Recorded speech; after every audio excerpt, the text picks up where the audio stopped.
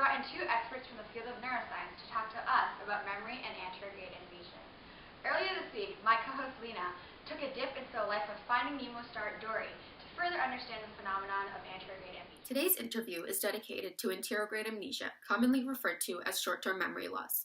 Our guest today has very famously struggled with this neurological disorder and has chosen to speak out about it. Welcome, Dory. See, I suffer from short-term memory loss. True, I forget things almost instantly. It runs in my family. Well, I mean, at least I think it does. Where are they? Dory, has your short-term memory loss affected any of your relationships? Marlon mentioned the first time you two met, you had a hard time remembering what you were supposed to be doing. A boat? Hey, I've seen a boat. You have? Uh-huh, and it passed by not too long ago. A white one? Hi, I'm Dory. Where? Which way? It went, this way. It went this way. For my last question, I wanted to ask, is there anything you never forget? The mask said. P. Sherman, 42 Wallaby Way, Sydney. I remembered what it said. I usually forget things, but I remembered it that time. P. Sherman, 42... Wait. Now, where is that? I don't know. But who cares? Ha-ha! I remembered it! P. Sherman, 42 Wallaby Way, Sydney. I remembered it again! Thank you, Dory, for answering our questions. Your story will help a lot of people also struggling with anterograde amnesia. Thanks, Dory, for letting us see the various symptoms experienced by those with anterograde amnesia. Just a note to all the audience members and viewers, tweet us at #AskCTalk with your questions and stories. Now please welcome one of the world's foremost experts on memory, Dr. Alexander Waters, and the lead researcher at the University of Sydney, Professor Ronnie Ray.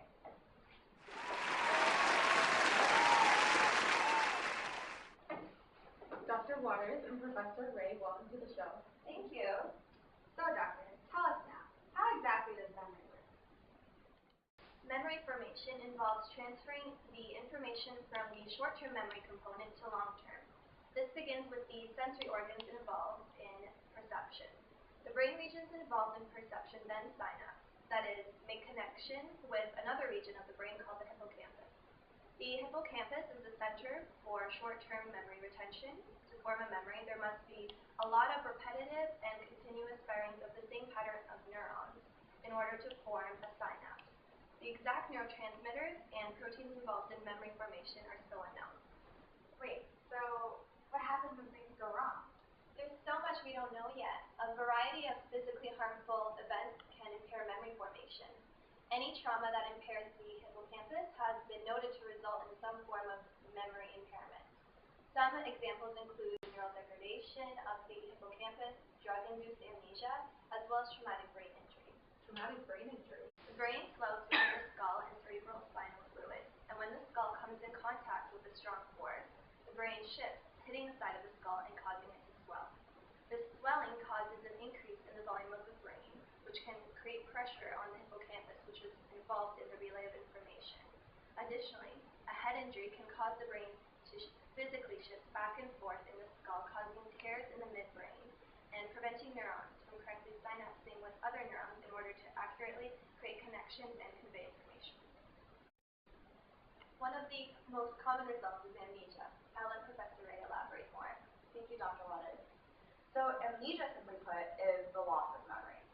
As Dr. Waters mentioned, amnesia can be caused by many different things, and often these things damage the hippocampus.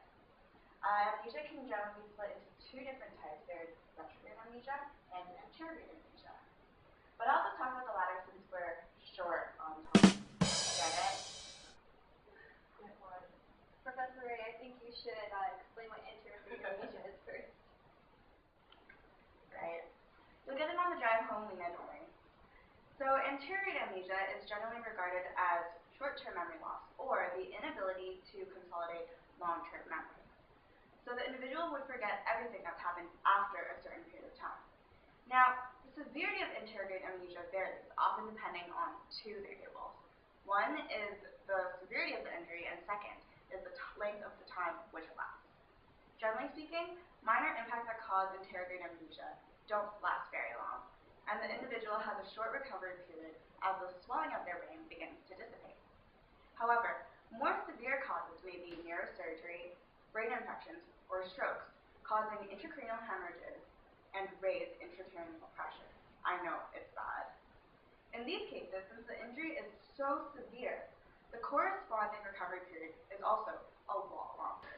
In the famous case of patient HM, after his hippocampus was removed to alleviate his epileptic symptoms, he wasn't able to form new memory. It really is scary what can happen if you damage your brain. I mean, just imagine not having any idea what you're doing, why you're out of place, or where you even are.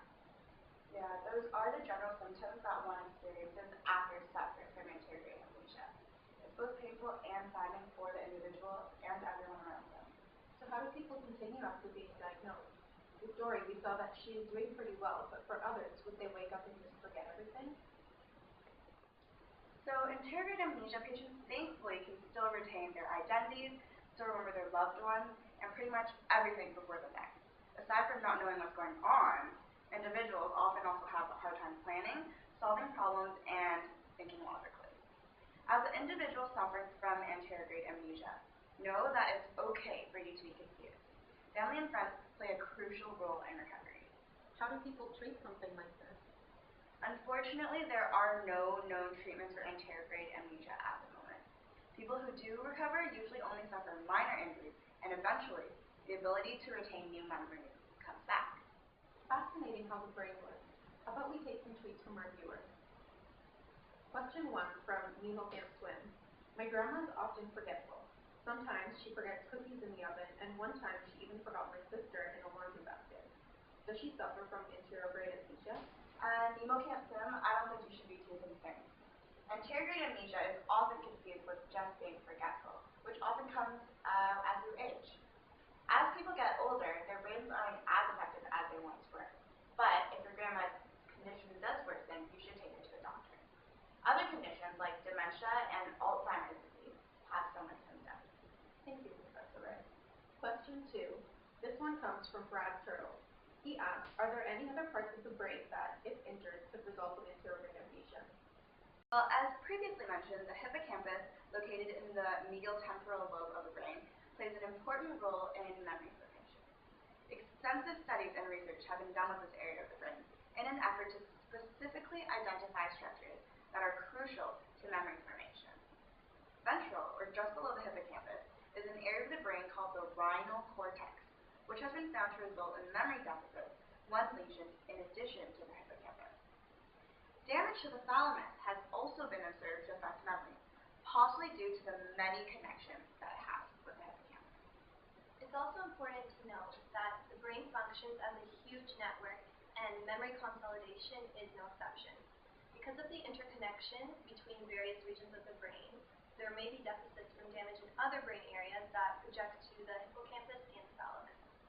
Thank you so much for sending us your tweets and for watching our special on amnesia with Dr. Waters and Professor Ray. If you need more information, please visit the websites shown below.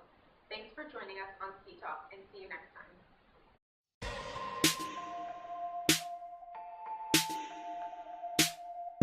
Nice to meet you.